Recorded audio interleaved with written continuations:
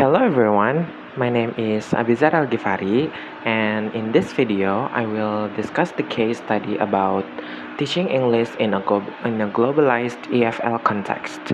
I will explain EFL, World Englishes, English as an international language, English as a lingua franca, second language acquisition theories, and how English teaching should be designed in Indonesia today. First, let us understand the issue in this case. Some teachers believe students should imitate British or American English as closely as possible. Meanwhile, other teachers think students should focus more on using English for international communication with people from different countries. This debate can be explained through the concept of English as a foreign language or EFL and World Englishes. Okay, now we move to the discussion. Indonesia is considered an EFL country because English is not used as the main language in daily communication. Students usually learn in English in classrooms, not naturally in society. Because of globalization, English is now used not only with native speakers but also with other non-native speakers. For example, Indonesian students may use English in online classes, tourism, business meetings, and social media communication. Therefore, the purpose of learning English today is not only to sound American or British, but also to communicate effectively with people around the world. Now I want to talk about the English history. The global status of English developed through history. English first spread during British colonialism, when Britain expanded its political and economic power to many countries. Many textbooks still using native speaker models, especially British and American English. However, modern English teaching now recognizes that English belongs to all users, not only native speakers. Next, I will explain the difference between English as an international language or EIL and English as a lingua franca or ELF. EIL refers to English as a global language used for communication between people from different linguistic and cultural backgrounds. Meanwhile, ELF focuses more specifically on communication between non-native speakers. This distinction is important for teachers because it changes teaching priorities. If teachers focus only on native speaker standards, students may become afraid of making mistakes. However, if teachers understand ELF and EIL, they can help students become confident communicators who can interact effectively with people from different countries. Even though flexibility is important, some aspects of English should still remain standardized. For example, grammar rules, basic sentence structures, academic writing conventions, and core vocabulary should be taught clearly because they help maintain intelligibility. Pronunciation should also be understandable. However, certain aspects can be taught more flexibly, such as accents, communication styles, idiomatic expressions, and cultural variations. Students do not need to completely imitate British or American accent to become more successful English users. This idea is connected to the concept of World Englishes. World Englishes refers to the different varieties of English used in various countries and cultures around the world. The concept of World Englishes challenges the traditional belief that only native speakers' English is correct.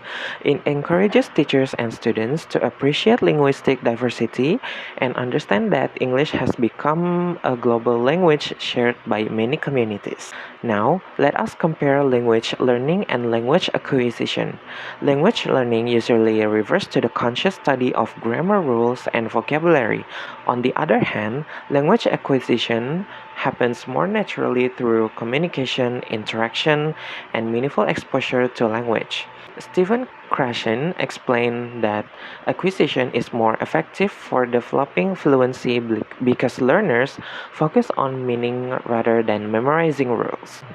Teachers should not only teach grammar and exercises, but also create opportunities for real communication.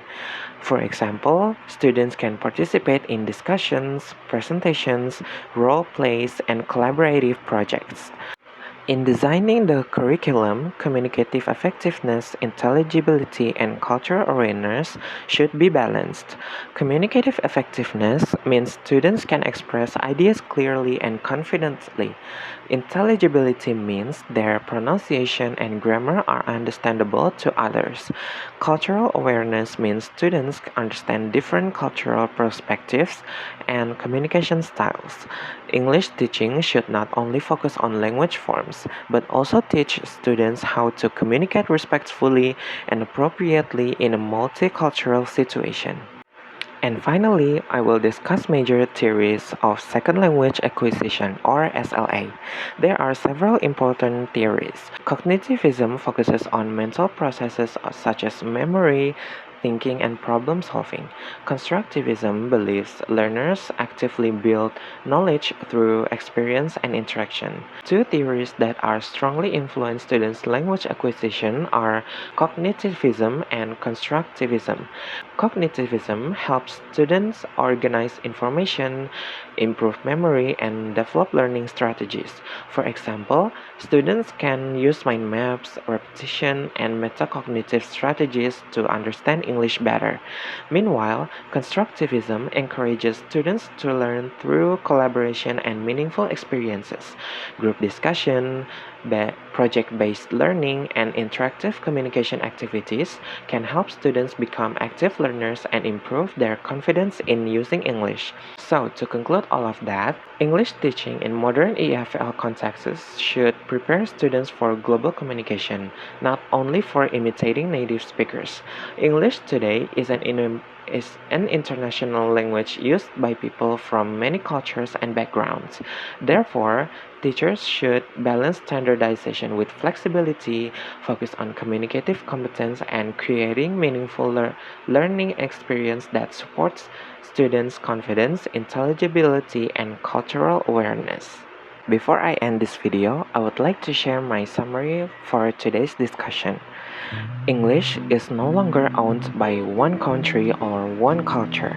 Today, it belongs to the world and to everyone who uses it to connect, communicate, and share ideas. Therefore, as future educators and learners, we should not only focus on speaking English perfectly, but also on using it meaningfully and confidently in global communication. Thank you for watching, and I will see you in the next presentation.